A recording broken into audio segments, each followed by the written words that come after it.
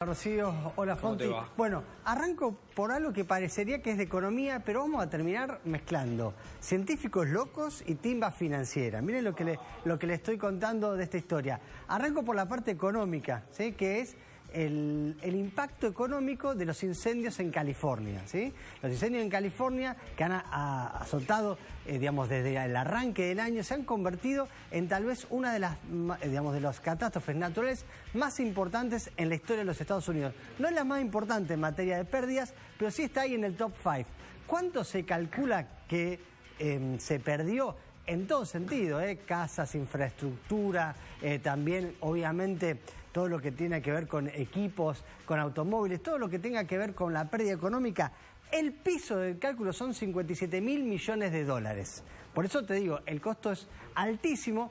No llega a ser como el más caro en la historia de los Estados Unidos, que fue el huracán Katrina, que fueron 112.000 millones de dólares las pérdidas económicas. Claro, a ver, hay más de 2.000 viviendas afectadas en una de las zonas más caras de ese país y una de las zonas más caras del planeta. Más o menos el promedio de cada vivienda que vos ves quemada en las zonas caras es de 2 millones de dólares. Así que el impacto es fuertísimo. Ahora, en ese contexto aparece un tema que empieza a preocupar, además obviamente las pérdidas de vida humana, que es cómo recomponer esta situación. Y cuando las empresas van, los afectados, la gente que vive en las casas, las empresas que fueron barridas por el incendio, van a la aseguradora y se encuentran que las aseguradoras tienen que pagar una cuenta muy importante. Se calcula, lo hizo JP Morgan, que más o menos van a tener que pagar 20.000 millones de dólares. Es mucha plata para muchas aseguradoras que están viendo de qué manera también, como siempre pasa en estos ambientes,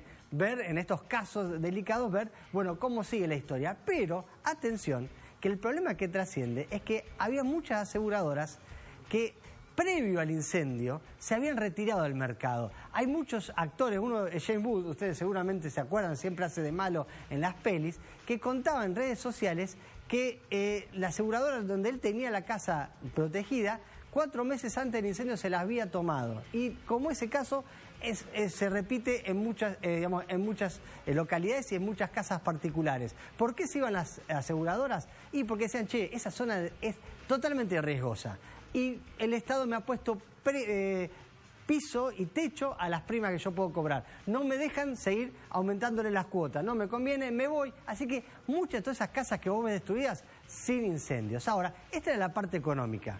Ahora, lo que yo les quería aportar ahora, y que tiene que ver, o el disparador, es esta cuestión del impacto económico en los incendios en California, tiene que ver con esta cuestión que yo le digo mezcla de timba y científico loco. ¿Qué les quiero decir? Ustedes saben que desde hace poquito, 2020, está cotizando en Wall Street el agua, ¿sí? ¿Vieron cómo cotiza la soja, el petróleo, el dólar obviamente, o cualquier acción? Bueno, en Wall Street también desde el 2020 cotiza el agua. Y cotiza el agua, ¿por qué? Porque están viendo en Estados Unidos que el tema de la disponibilidad del agua es un tema a analizar y que además es un tema que tiende a encarecerse. Fíjense lo que pasó en California. ¿Cuál es una de las críticas? Una fue las aseguradoras y la otra, que me había olvidado de contarles, es que no estaba preparado el sistema, no estaba preparado el abastecimiento de agua para hacer frente a una catástrofe como estas. Es cierto, acá se mezclan cuestiones de malos manejos,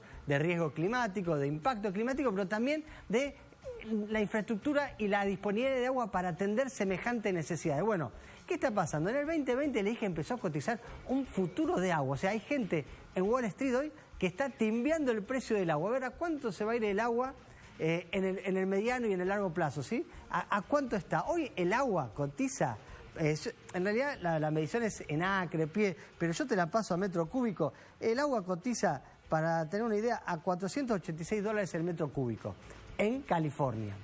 Por estas necesidades de agua que hubo, se disparó el precio de agua en Wall Street. O sea, estamos hablando, timbian con cualquier cosa, porque el mercado futuro de agua se hizo precisamente para formalmente decir, bueno, démosle previsibilidad en el precio futuro a las municipalidades cuando van a comprar agua, a los productores rurales, a las industrias, pero también obviamente hay algo ahí de arbitraje financiero. Bueno, el precio del agua por los incendios que no pudieron ser combatidos con el agua disponible se disparó más o menos un 5% para abril. En Argentina, que nos manejamos con cifras estratosféricas, no parece mucho, pero que se mueva un precio 5% en una economía como Estados Unidos es muy fuerte. ¿A cuánto se fue para abril el precio del metro cúbico de agua en Estados Unidos? $514.